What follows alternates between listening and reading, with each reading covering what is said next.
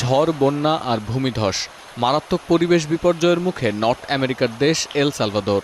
গেল শুক্রবার সোয়াপাঙ্গো শহরে মাটির নিচে চাপা পড়া বাড়ির ধ্বংসস্তূপ থেকে উদ্ধার করা হয় 2 শিশুর মরদেহ।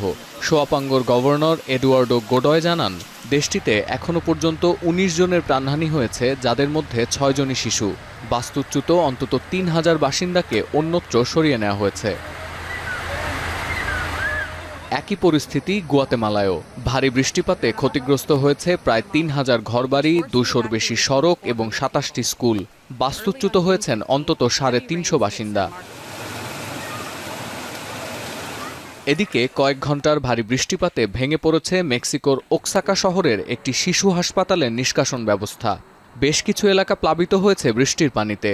শহরটিতে বন্যায় আটকে পড়া রোগী ও তাদের স্বজনসহ 80 জনকে উদ্ধার করা হয়েছে।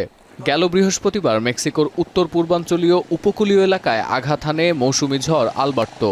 এর প্রভাবে যুক্তরাষ্ট্রের টেক্সাস অঞ্চলেও শুরু হয় ভারী বৃষ্টিপাত। মেক্সিকো ও টেক্সাস জুড়ে বন্যা সতর্কতা জারি করে ন্যাশনাল হ্যারিকেন সেন্টার। হেলিকপ্টারের সাহায্যে সরিয়ে নেওয়া হচ্ছে স্যান্টা ক্যাটরিনা নদীর তীরবর্তী অঞ্চলের বাসিন্দাদের। টানা বৃষ্টিপাতে নদীর পানি বেড়ে যাওয়ায় প্লাবিত হয়েছে অঞ্চলটির অধিকাংশ এলাকা। nada para comer, ni luz, ni agua, ni nada. Y todo el camino se destrozó. O sea, saliendo de la casa todo estaba destrozado. এখনো পর্যন্ত 40 জনকে উদ্ধার করা হলেও আটকে পড়া অন্তত শতাধিক বাসিন্দাকে সরিয়ে নিতে কাজ করছে উদ্ধারকারীরা। রাস্তাঘাট ভেসে যাওয়ায় হেলিকপ্টারের উপর নির্ভর করছে উদ্ধার অভিযান। পাশাপাশি খাবার, পানি, ওষুধ ও বিদ্যুৎ সংকটের কারণে চরম ভোগান্তিতে পড়েছেন স্থানীয়রা।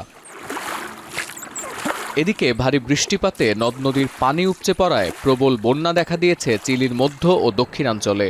পরিস্থিতি বিবেচনায় বেশ কিছু শহরে রেড অ্যালার্ট জারি করেছে কর্তৃপক্ষ।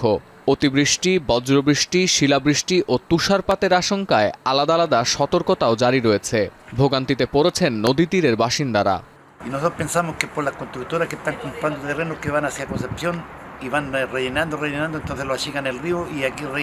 বিশেষ করে বিও অঞ্চলের বাসিন্দাদের অতিরিক্ত সতর্কতা অবলম্বনের পরামর্শ দিচ্ছে দেশটির সরকার। পরিস্থিতি একই রকম থাকলে দেয়া হয়েছে আশ্রয় কেন্দ্রে সরে যাওয়ার নির্দেশও।